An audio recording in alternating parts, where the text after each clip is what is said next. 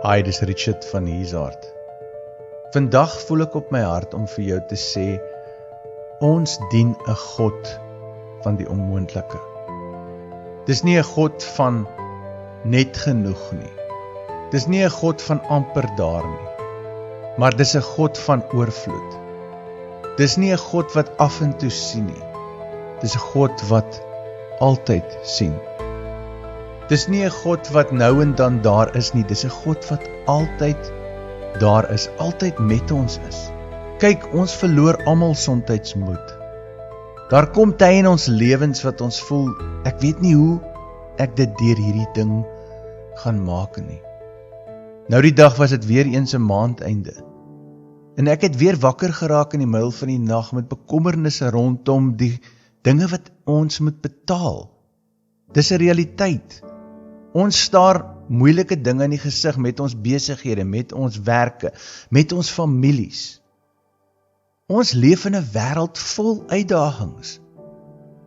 Maar daar in die vroeë môreure toe ek myself in angs bevind, toe vra die Here vir my, hoeveel jaar dra ek jou nou al deur elke maandeinde in jou besigheid?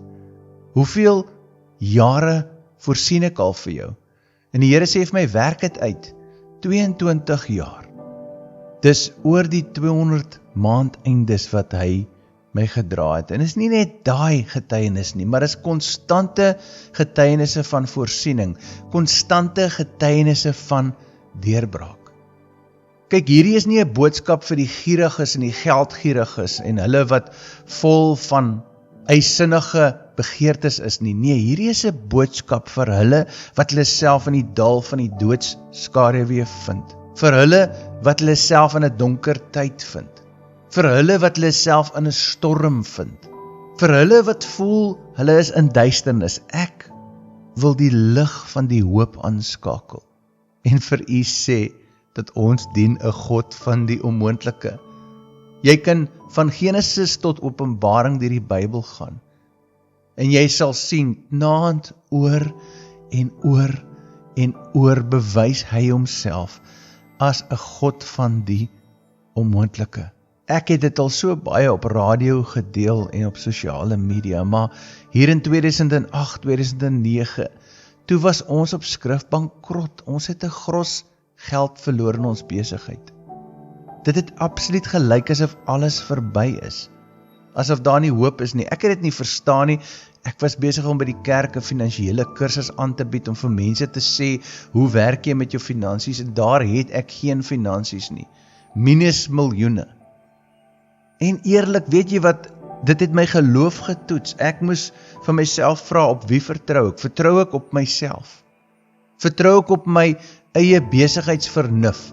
Vertrou ek op my bates? Vertrou ek op my beleggings? Vertrou ek op my besigheid? Vertrou ek vandag op my werkgewer?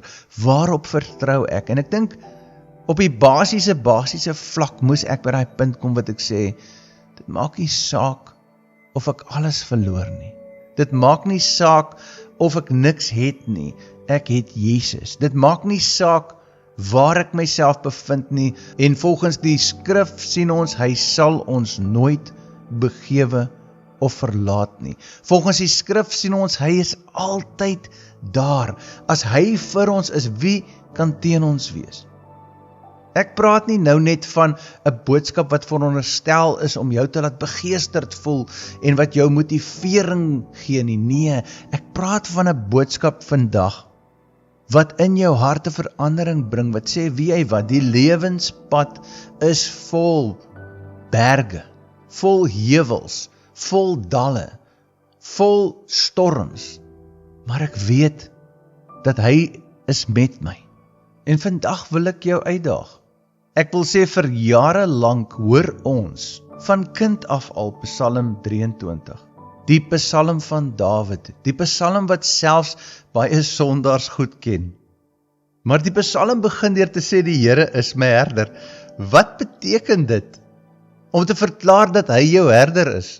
Dit beteken dat jy en ek is veronderstel om ons te laat lei. Die belofte is, laat jou lei en niks sal jou ontbreek nie. Hy laat my neerlê.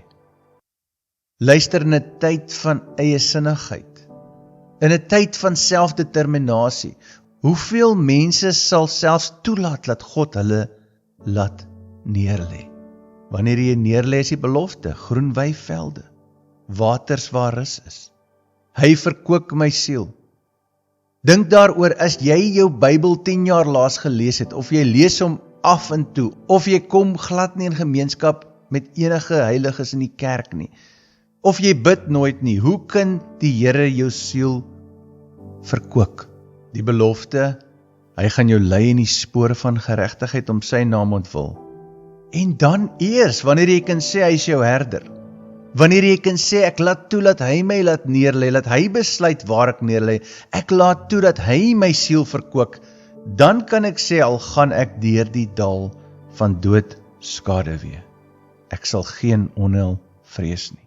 Ek moet sê ek het hierdie Psalm met nuwe oë gelees, want daar is hierdie progressie, waar dit begin by die punt wat ek en u moet sê, ek laat God my lei. So hierdie boodskap, as ons praat van 'n God wat die onmoontlike in jou lewe kan doen, dan raak jy die grootste blokkasie wanneer jy nie toelaat dat hy jou herder is nie.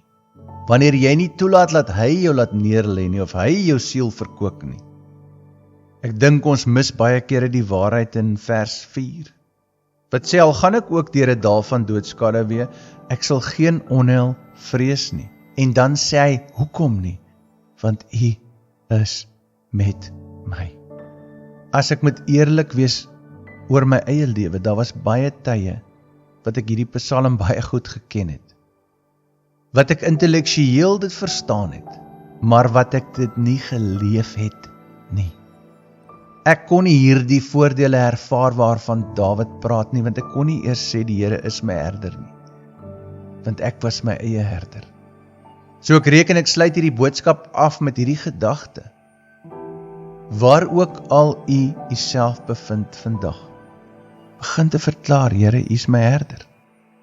Maar bedoel dit van u hart, soos wat u 'n totale oorgawe maak en sê, Here, ek is moeg. Here, ek het genoeg gehad.